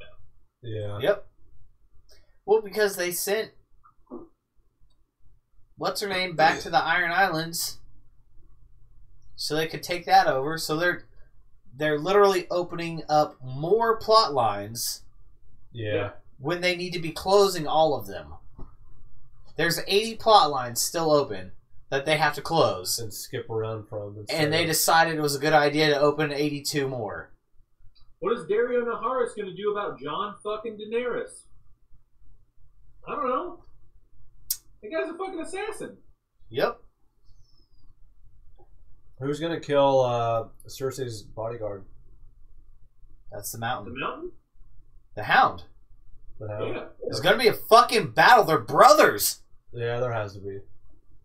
The Hound has to fucking kill him. He's already dead. With fire. Right? Yeah. With Yes. fire. Like, Use the power that you're afraid of. the whole thing is, he shouldn't even be alive in the first place, that fucking piece of shit. So, I think I've told you guys my theory before, and it's something that I read online a while ago, and then it made more sense now that I think about it. It was that, do you remember when the Hound looked into the fire and he saw, like, these big flashes of things? Yeah. Yep. So it was that he was a fire oracle, knew that he was going to kill his brother, mentioned to his brother, who at the time was huge, hey, at some point in the future, I'm going to kill you because I see it in this fire. And his brother was just, pissed and like, oh, you see it in the fire? Like, fucking burn his face in the fucking fire. Take Keep that. him away from it. As long as he can keep him away from it, he's going to be the bigger badass. And now he's, not scared of it anymore. He's going to fuck him up. Yeah. Well, but this is also why I say that Arya, I know you say her arc is done, and it's been lost in the last couple of seasons because she doesn't do it anymore. But she still has... Think how much shit she learned. She still has all of the people that she has to sex that That were she goes to there for sleep her saying their dad, names. saying their names. She may not say the names as much anymore now, You but don't she see it. still I bet has she all still- of that anger I pent bet up she inside still of her. does, and we don't see it.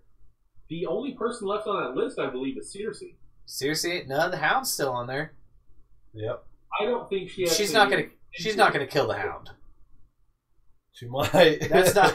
No, she already tried, and that fucker lived. You do. And to be honest, like that plot line with the two of them together, I actually feel like that was very wholesome. She was too angry and angsty The resolve to of it. realize it. But he was like, "Hey, you are something I can protect. I can take care of you. I want to do that." I mean, he wasn't out there like fucking raping her every day, which is exactly what he could have done. Yeah. He's 19 times her size. Yeah. No, I'm going to take care of you. I'm going to protect you. I don't know how to do this, but he was very. I mean, he did the same thing with Sansa. That's what he wanted to do, but he worked under some really shitty people, which is why he left. But And at that point, even when he fought Brienne, he knew that Brienne was a good there to fighter, protect. Yeah. wanted to rescue them. That was with Pod. I mean, he knew these scenarios, but he's like, no, she is mine. I have to protect her from the world. And he fought her until it basically fucking killed him. And he probably tried to teach her like he was taught, like shit. Yeah. Yeah, which is what his statement in this last episode of "You're a cold bitch, aren't you?" Yeah. was. He was super happy to see her. Oh yeah. Fucking ecstatic to see her. You couldn't believe it. That might be my favorite line from this week. Also, He got a fucking smirk. So I mean, he was good with it. can we take the time to appreciate two things? The opening scene of this one was was a little kid running up to see the troops come in, and Arya Stark kind of sidestepping so that that little kid could see the troops come in. Whereas episode 1, I believe it is, after they show us the wolves, it's Arya trying to be the one to see the troops coming in, and it was the Lannisters. When her whole world was about to be fucked because of this troops that were coming. It was Baratheons that were coming, but we also saw Cersei and Jaime fuck for the first time. He pushed Bran out of the window. You know, it was all coming full circle. She was now stepping aside for the kid, but also, and this one's didn't come full circle as much this time. No, but I mean, it had been, you know, it's no longer her. It's been how many years, but she now understands like how big of a deal this is, because she's still watching the troops come in, and she steps aside for this little kid to be able to see. Yeah. But also too, and this is kind of not completely true, but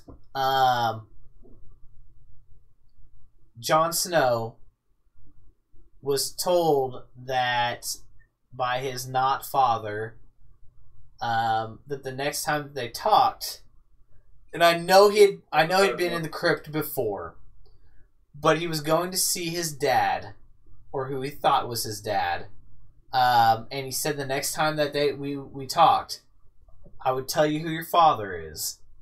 And it just so happens to be while he's visiting the tomb of his father, which also happens to be his mother, in the same tomb, but he was looking at his father's tomb, that Samwell comes and tells him this ain't your father, who his actual mother is. So it comes full circle in that sense, that the next time that they really did, because before he hadn't come to actually see his father, he had come to see his mother, or who he thought was his mother, and in time of need, even though she did not appreciate him, he was there talking to her. But this time he was there talking to his father, and it had been the first time that he had been to the crypt since talking to his not so true mother, and he found out that his real mom was her sister. Yeah. Does that make sense, Jason? You said his real mom was her sister. His real mom was his dad's sister. Well, sister-in-law, sorry. Yes. Something. But even then, it was supposed to be that Ned had a bastard child with a whore during the war, so it wouldn't have even been Catelyn. No, not Catelyn, but I think I explained that weird. But he went and was talking to Ned, whereas the first time before he had been talking to Catelyn because he had appreciated her, even though she didn't give him... Even though she was a cunt to him. Even though she was a cunt to him. Yes. But... Yeah, you should have the opposite. Yeah, I said... Sorry. But he had come to talk to Ned this time, whereas the last time he'd been there and he was speaking to Catelyn. And so when he was talking to Ned, it had come full circle at that point that the next time that they talked, they were going to talk about Jon's mother. I don't know. I'd have to look into that and see what's happened there. But yeah, I mean, it would make sense and it would go well with the theory. But as cool as it is to see that from our side, it's almost like a dramatic irony. Like, he doesn't know that from his side. He doesn't fucking recall that at all. Oh, no. And he might not. But, yeah, for us to see that, because literally the last time that he talked to Ned before he went to the, That's what he said. Whenever next I talk to you, I'll speak with you about your mother. Yeah. My biggest part of the episode that I was like, oh my god, get this shit over with, was the flying dragons and the waterfall part. Like, we already know they're fucking. We don't need to see this part. But that part's so important. The flying the dragons because part is exactly important. Because only Targaryens can fly dragons. Yes. So it does two pieces twofold though. One, it establishes Jon with the green dragon, her with the red, where that one is more passive and hers is more aggressive. And two, that whole scene was a flip on the scene with him and Ygritte. So if you recall, when they were in Also Water, which was the hot springs in the north, she said we could just stay here and never leave, where she says we could be here for 1,000 years. True. You can stay away from people for 1,000 years. So it was that whole, hey, this is the same thing that the love of his life had done. This is these same plot points leading up to her being the love of his life. So I feel like they did that for a reason. That and doesn't matter which one you're with. You could. I mean, it's the same feeling, right? Yes. And you also get to see Jon's response to the dragon as well. And that the dragons are protective of the Targaryens, which him, I guess, letting these things happen, the dragons, that is, shows that he's supposed to actually be a Targaryen more than it is theory. It's proof. Yes. Which, I mean, other than the crazy man's, there is the journal. The journal is the craziest one that has it all. What?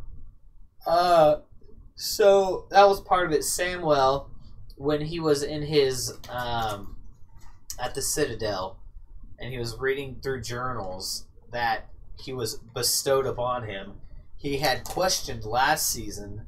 Well, he didn't question it. He just read over it and skipped right over it like it was nothing.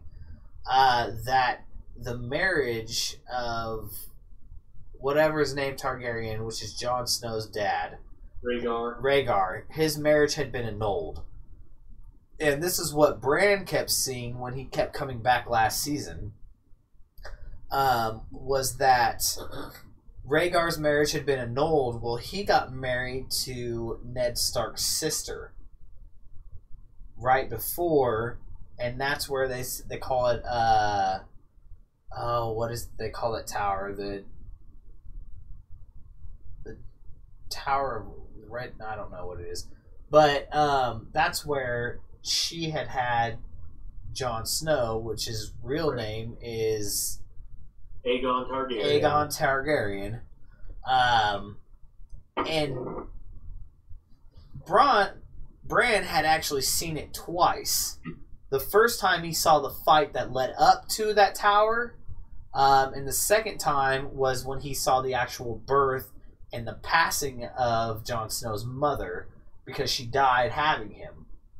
And that's where where Ned promised her that he would do whatever it took to make sure that he was safe. And instead of naming him what he was, because he would not have been safe, because, as they explained, that Baratheon would have had him killed because he was the direct descendant of the throne. Because he was a Targaryen in general. Yes, that it was his rightful heir of the throne, and he would have had him killed. Robert Baratheon would have had him killed right there. Do you think that dude's daughter has any significance with the bird face? Nope. No, not at this point. Stannis Baratheon. He's a fuckboy at max. Still can't believe he allowed that to happen. Yeah. To sacrifice his daughter. Yeah. To win a battle. Not to win a war. To win a battle. So next week we're gonna go Game of Thrones background. Yep. Because, damn. So we sorry scared for people the fuck out of here. Sorry for all 2 people who have been here who had to listen to us talk. For the next few weeks, 6 to be exact, there will be Game of Thrones talk. I'm pretty sure Tate's up on it too. Tate is up on it. Josh, sorry if you are still not watching. There's only one person watching. I'm pretty sure it's me. You're just going to have to deal with it.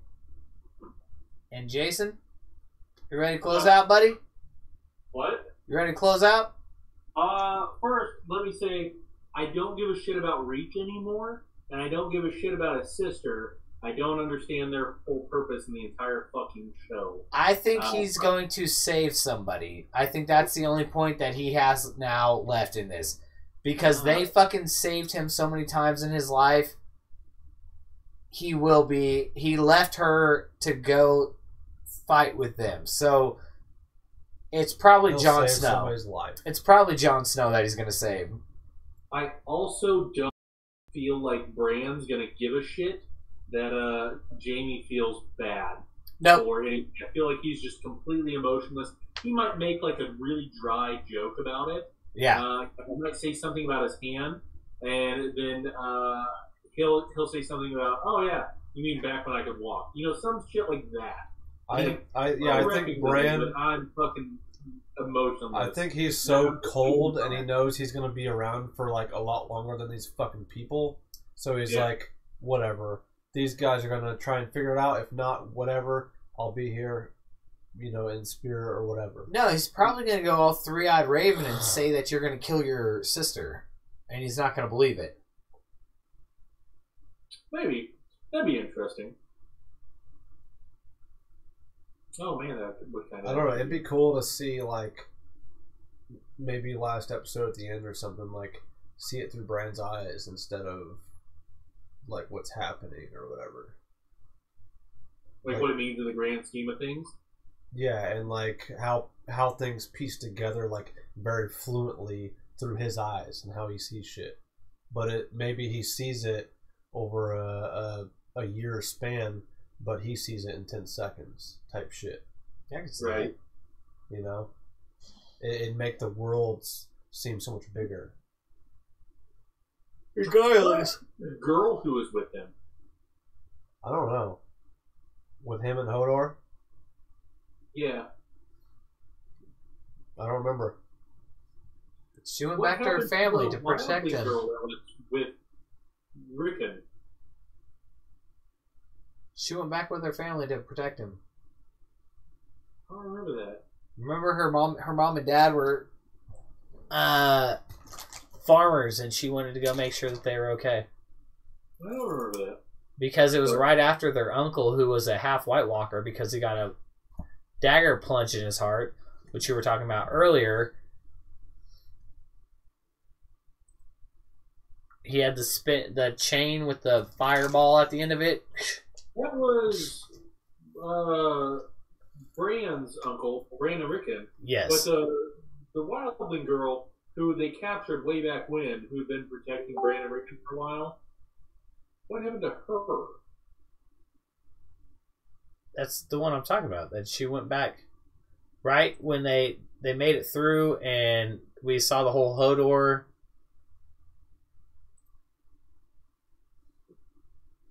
Or did she leave? Did she leave before Hodor? I don't know. I'll have to look that up because I don't remember her being there. She took Rickon back south of the wall, I thought. Yes. And then,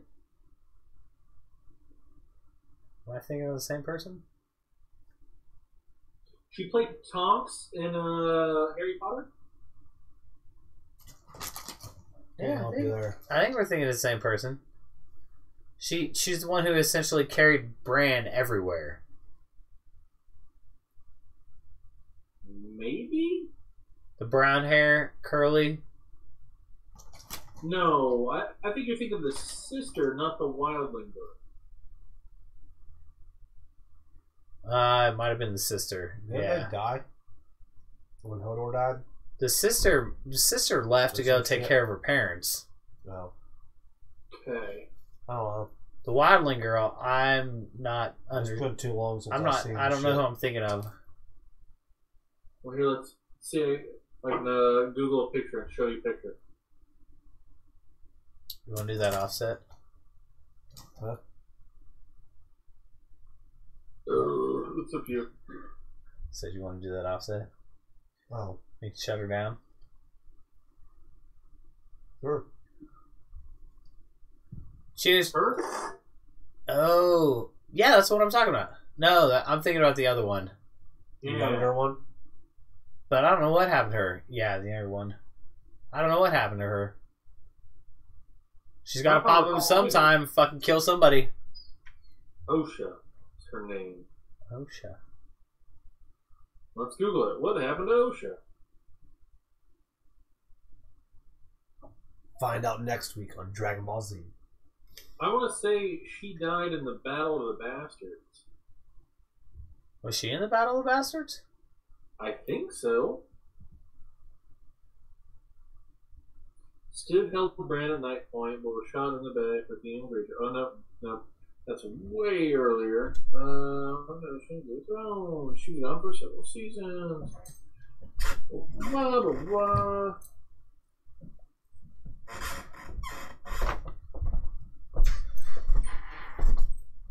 Alright, cheers. Cheers! Jason? Yep. Cheers! Summer Shandy. Clank, clank, clank. Y'all have a great night. Peace out.